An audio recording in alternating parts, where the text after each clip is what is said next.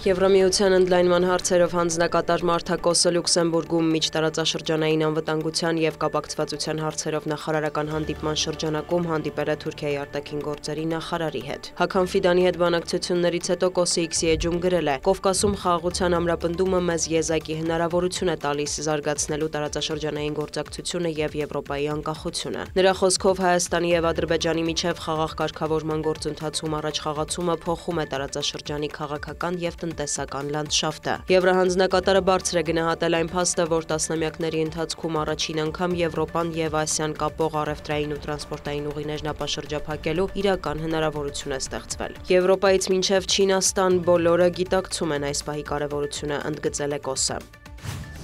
Իրանի արտգործնախարարն ընդունել է Ադրբեջանի նախագահի հատուկ ներկայացուցիչ Խալաֆ Խալաֆովին։ Աբբաս Արաղչին հայտարարել է, որ Իսլամական Հանրապետությունը մտադիր է զարգացնել և ընդլայնել համակողմանի հարաբերությունները Բաքվի հետ, վերացնելով այդ ճանապարհին առկա ցանկացած խոչընդոտ։ Իրանցի դիվանագետի խոսքով Հարավային Կովկասում խաղաղությունն ու կայունությունը ռազմավարական կարևորություն ունեն Թեհրանի և ամբողջ տարածաշրջանի համար։ Արաղչին ընդգծել է երկրների տարածքային ամբողջականությունը և ինքնիշխանությունը հարգելու, աշխարհաքաղաքական փոփոխությունները կանխելու և վեճերը դիվանագիտական միջոցներով լուծելու անհրաժեշտությունը։ Նա հույս է հայտնել, որ Հայաստանի և Ադրբեջանի միջև խաղաղության համաձայնագրի ստորագրմամբ տարածաշրջանում անվտանգություն կհաստատվի։ Խալաֆ Խալաֆովը դրական և կառուցողական է որակել Արաղչիի հետ հանդիպումը։ Նա հայտարարել է, որ Բաքուն հավատարիմ է Իրանի հետ տարբեր ոլորտներում կապերի խորացմանը։ Ադրբեջանի նախագահի հատուկ ներկայացուցիչը նշել է, որ համատեղ նախագծերը երկկողմ հարաբերությունների օրակարգի կարևոր բաղադրիչներից են։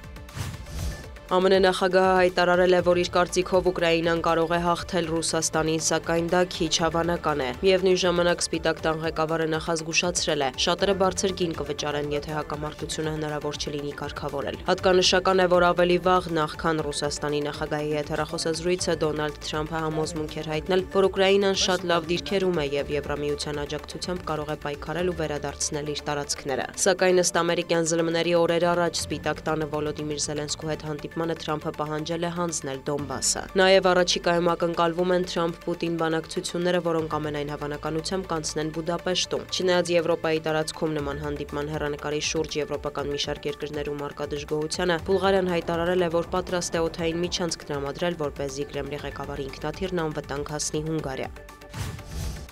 Պոլիտիկոն հայտնում է, որ ԵՄ դեսպանները համաձայնության են եկել ռուսական սառեցված ակտիվների հաշվին Ուկրաինային վարկեր տրամադրելու շուրջ։ Խոսքը 140 միլիարդ եվրոյի մասին է։ Այս գումարը կարող է Կիևին փոխանցվել 2-3 տարվա ընթացքում ռազմական կարիքների համար։ ԵՄ խորհուրդն էլ հաստատել է 2028 թվականի հունվարի 1-ից Ռուսաստանից գազի գնումն արգելելու Եվրոպական հանձնաժողովի առաջարկը։ Այժմ այն պետք է ընդունի Եվրախորհրդարանը։ Հունգարիայի արտաքին գործերի նախարարը հայտարարել է, որ այլևս չեն պատրաստվում խանգարել Ռուսաստանի դեմ ԵՄ պատժամիջոցների ընդունմանը։ Պետր Սիարտոյի խոսքով Բուդապեշտին հաջողվել է հակառուսական սահմանափակումների 19-րդ փաթեթից բացառել Հունգարիայի ազգային շահերին հակասող դրույթները։ Միևնույն ժամանակ նա կարծիք է հայտնել, որ Մոսկվայի դեմ Բրյուսելի քաղաքականությունը ձախողվել է։ 19-րդ փաթեթին աջակցելու մասին է հայտարարել նաև Սլովակիան։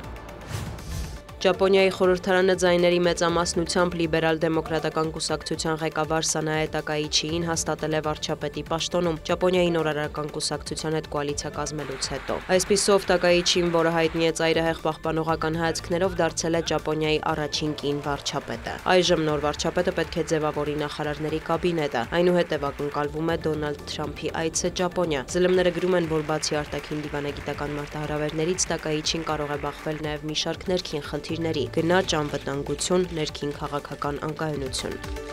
Դիանա Գասպարյան, լուրեր։